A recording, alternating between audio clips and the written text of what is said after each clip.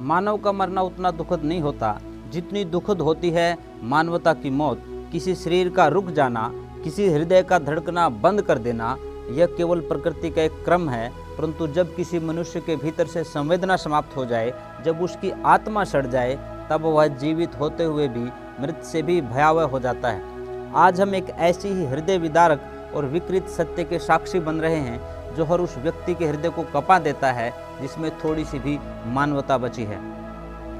हरियाणा के पानीपत में जो घटना घटी वह केवल एक पारिवारिक झगड़ा नहीं है, वह केवल एक आत्महत्या नहीं है, वह केवल एक महिला की पुकार नहीं है। यह घटना इस पूरे समाज के गिरते मूल्यों का आईना है। यह उस षड्यंत्र की दुर्गंध है जो रिश्तों की नींव में फैलती जा रही है।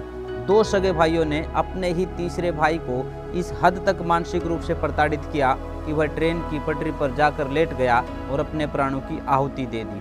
सोचिए, यह वही भाई था जिनके साथ बचपन बिताया होगा, जिसके साथ कभी रोटियां बांटी होंगी, एक ही माँ की कोख से जन्मे, एक ही घर में पले बड़े, और आज उन भाइयों के भीतर न खून की गर्मी बची, न रिश्तों की शर्म, न आंखों में आंसू, न हृदय में पश्चाताप। जिसने आत्महत्या की उसका नाम था सुरेंद्र। वह कोई अपराधी नहीं था, कोई दुष्ट नहीं था, वह एक सामान्य गृहस्थ जीवन जीने वाला व्यक्ति था जो केवल इतना चाहता था कि अपनी जमीन पर अपने घर को दोबारा बना सके। उसके सास ससुर ने उसे जो जमीन दी थी वह उसी पर अपना आशियाना खड़ा करना चाहता था। लेकिन खून के रिश्ते जब जहर उगलने लगे, जब भाईपन स्वार्थ के नीचे दम तोड़ दे, तो जमीन की एक एक ईंट कांटों की तरह चुभने लगती है।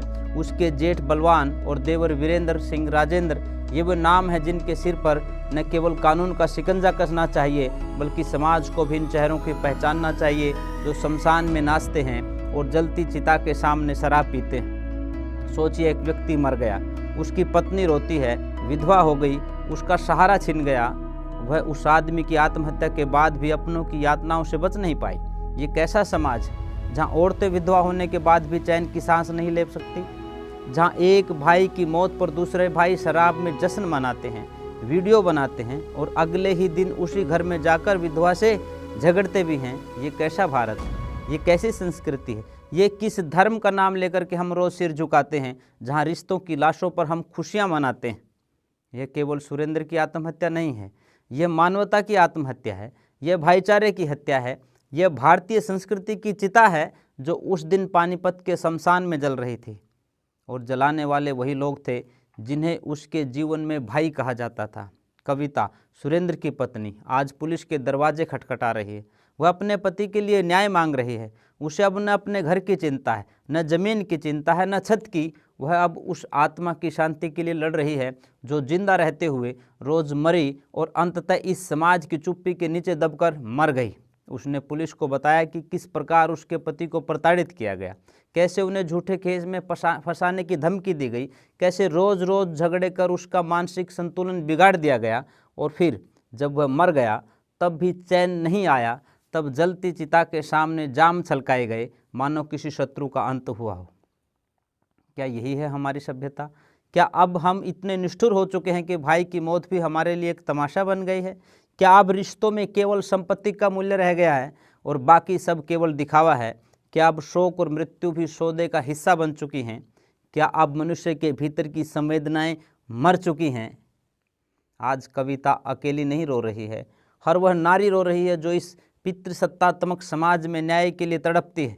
हर वह भाई कांप गया जिसने अपने भाई को गले लगाया होगा। हर वह बेटा डर गया है जिसे अपने घर की जमीन पर अधिकार चाहिए, पर अब वह जानता है कि अधिकार मांगना भी एक अपराध बन सकता है। हर वह मनुष्य थर्राया है जिसके भीतर थोड़ी सी भी आत्मा बची है। यह कोई फिल्मी कहानी नहीं है, यह कोई कल्पना नहीं है, यह आज के भारत की हकीकत है। और यह घटना हमें चेतावनी दे रही है कि अगर हमने अब भी नहीं संभाला तो हम केवल इंसान नहीं खोएंगे, हम इंसानियत को खो बैठेंगे।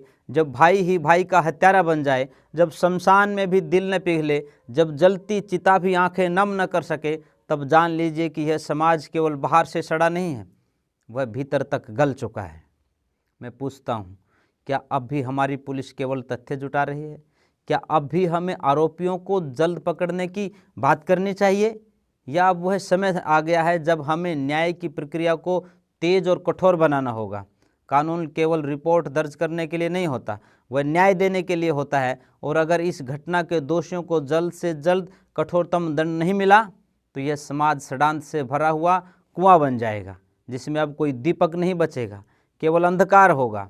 आइए हम सब मिलकर के यह संकल्प लें कि अब हम किसी सुरेंद्र को मरने नहीं देंगे, अब हम किसी कविता को अकेला पढ़ने नहीं देंगे। हम उन चेहरों को बेनकाब करेंगे जो रिश्तों के नाम पर कलंक बन चुके हैं। हम चुप नहीं बैठेंगे, क्योंकि चुप रहना भी अब अपराध है। मानव का मरना तो एक दिन निश्चित है, परंतु अगर हमने अपनी मानवता को बचा लिया तो यही हमारी सबसे बड़ी विजय होगी। पर अगर हम इसे खो बैठे तो फिर कोई अर्थ नहीं रहेगा, न धर्म का, न रिश्ते का, न जीवन का। इसलिए बोलो, जागो, संघर्ष करो और वह समाज बनाओ जिसमें भाई की चिता पर भाई नाचे नहीं, अपितु आंखों में आंसू बहें।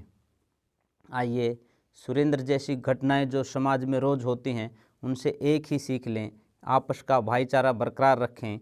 खून के रिश्तों की लाज, कुछ शर्म तो जिंदा रखनी चाहिए। मनुष्य मर जाते हैं, कोई बड़ी बात नहीं होती, पर जब मनुष्यता मरती है तब बहुत बड़ी बात होती है, जिसका कोई प्रायश्चित संभव दिखाई नहीं देता।